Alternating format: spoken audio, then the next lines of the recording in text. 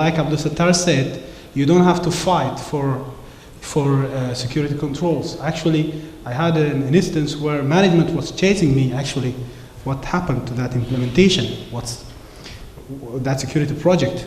We want it implemented now because we think that's important.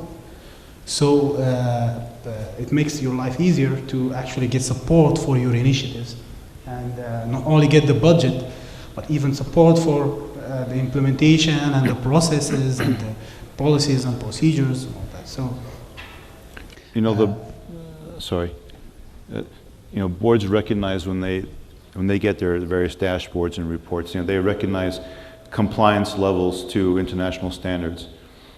So one of the key things that should go up to that level is what is your maturity level, what is your implementation level to those, you know, whether it be for the control systems ISO 62443 or to IT security, the 7000 series, or whatever other standard or framework you care to utilize, showing what your maturity level is against an internationally recognized standard gives them some perspective. And that's something that cannot be manipulated by the different layers of the organization in transit to reaching the board. So it'll be what it is when it gets there. So that's probably one of the better metrics to use in showing them what the state of the organization is, as long as it was done by a, you know, a properly qualified auditor to do that.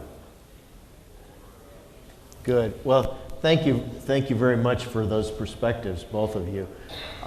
We'd really like to open it up at this point to the questions, because I know that there are some great security thoughts and issues out there.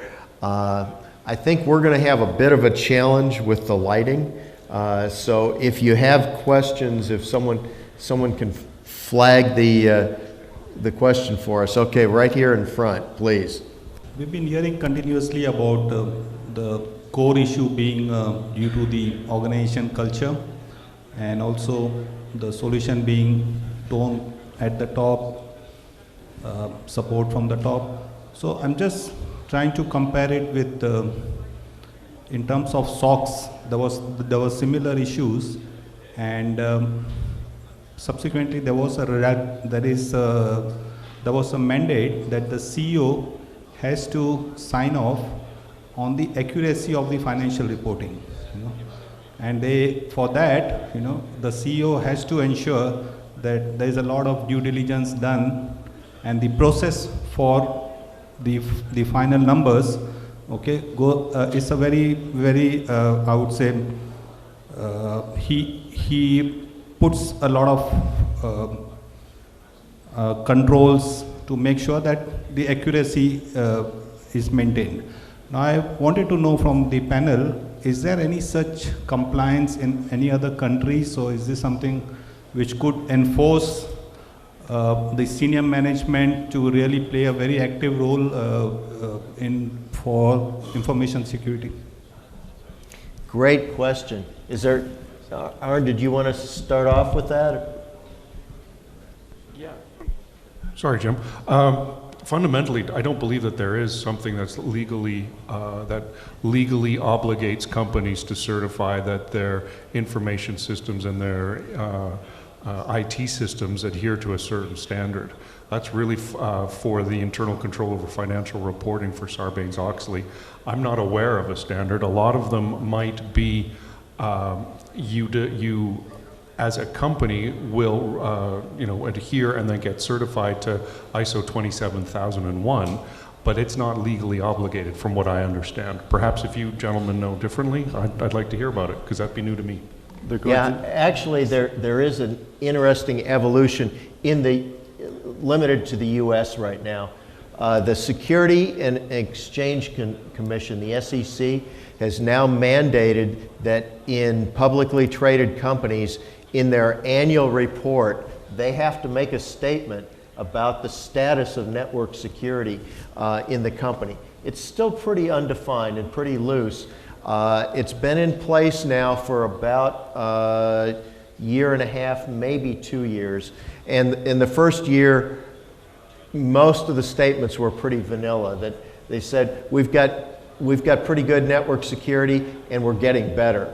The place where there's now some teeth is any company that's put in a vanilla statement and has subsequently gotten breached, the SEC is starting to come down on them hard. So it's just a beginning, but as you said, like the certification of financials or some of the Sarbanes-Oxley requirements, what it's done, in fact, in the US, is it's really captured the board's attention, because the board ends up essentially signing off on the annual report as well. So in that context, the kind of the combination of the highly visible breaches that we've had over the past year and the new SEC guidelines together are really driving the boards, and that's pretty positive.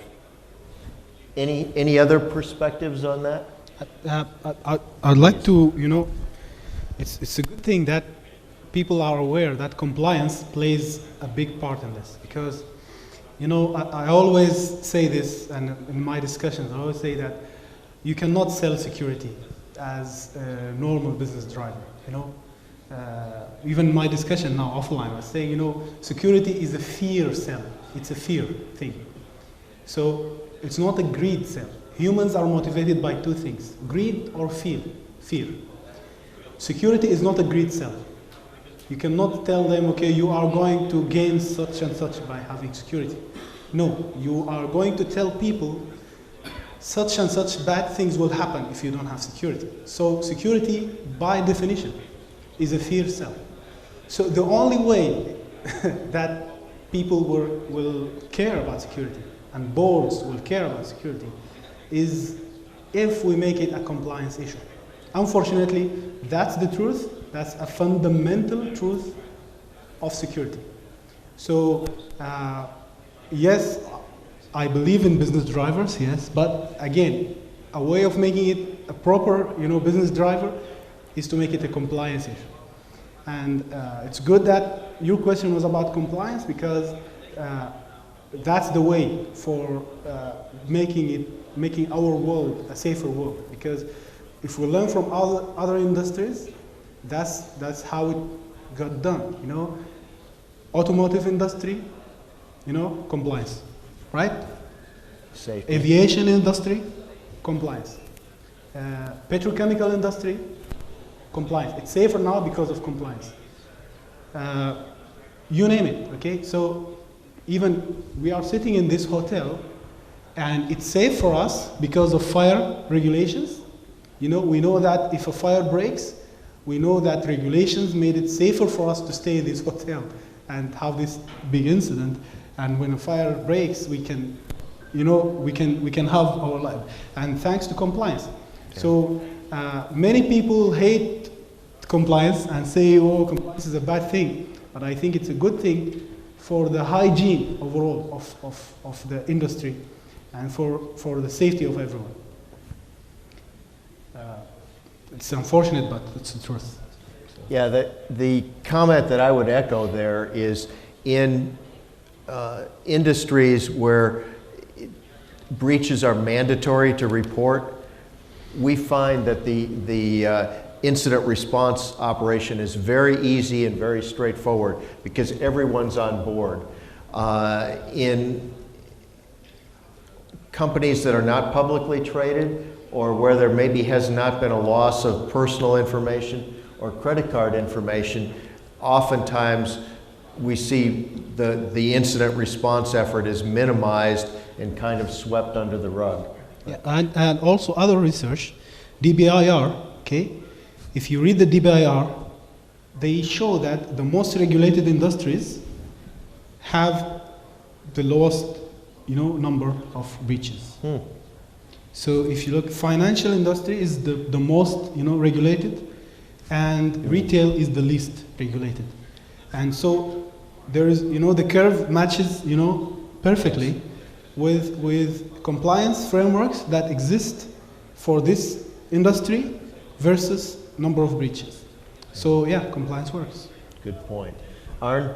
I wanted to thank you for the question because with respect to, Sarbanes-Oxley, I was thinking about the United States, but here actually locally in Qatar, under the Ministry of ICT, there will be something called the CIIP law, Critical Information Infrastructure Protection Law, which will require you as an organization to attest that you have a cybersecurity framework in place and that it is meeting, or it's been designed by management and it's working as intended. And if there are any issues that you're having, there will be, with respect to breaches, there will be a reporting mechanism that you will have, or a protocol that you will have to follow. My minister, or the minister, Dr. El-Sada, will be responsible as Minister of Energy and Industry. He'll be called the Critical Sector Authority, and all companies that have an infrastructure that are deemed to be critical to the state of Qatar, those companies will be required to report on an annual basis whether or not they are, they're meeting the protocol laid forth in that law. And if there are any breaches, there is a direct reporting mechanism as well in order to minimize the impact of breaches. I would recommend that you go to ICT Qatar and look at the CIIP law. It's currently in the Amiri Dewan being discussed. There's a draft. It's been in existence for about 3 years, and it's really a bit of a leader in this with respect to cybersecurity in the GCC region, because it really pulls all the sectors together, all the government sectors together, and they will then provide the Amiri Dewan with an attestation that yes, we do happen to meet, we've reached a level of development and maturity, and we'll maintain that.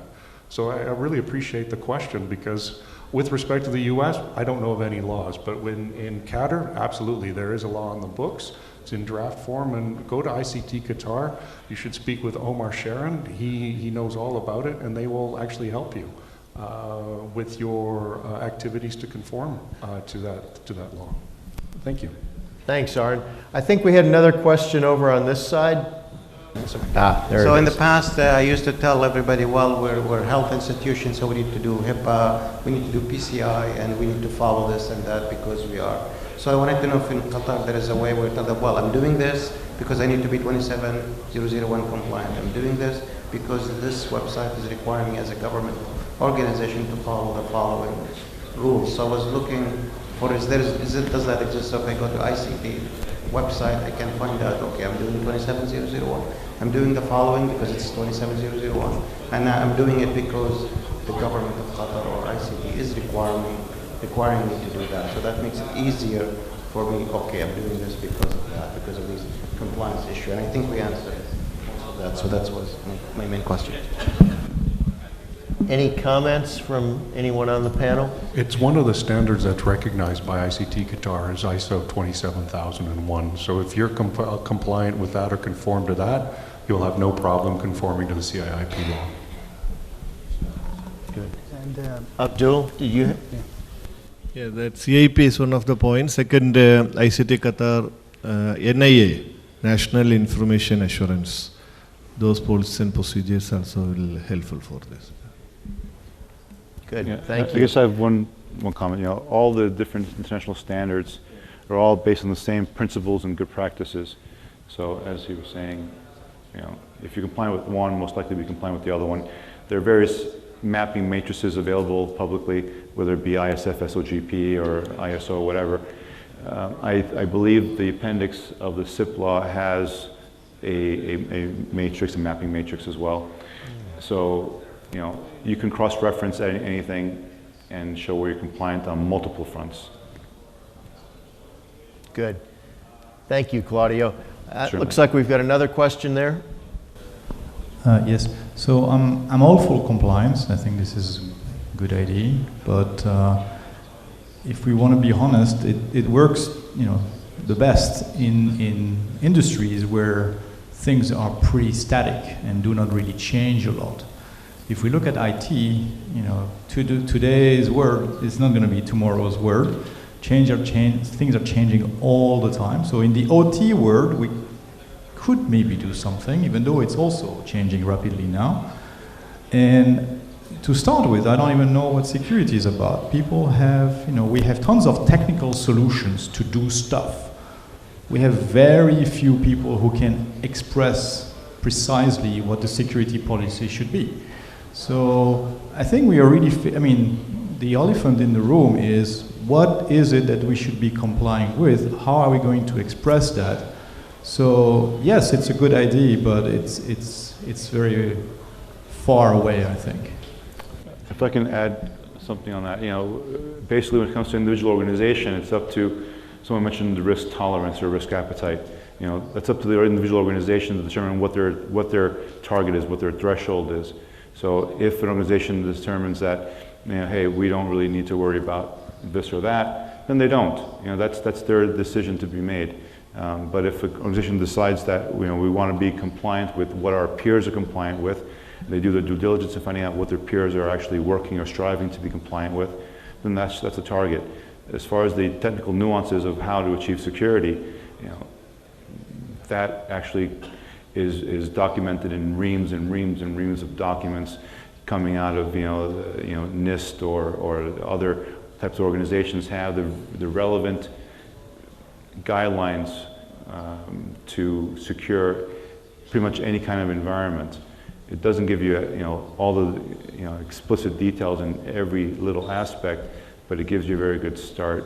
And that's one of the things is the operational people, and I came from operational side, right? We didn't really focus on the security side. We tried to make things work.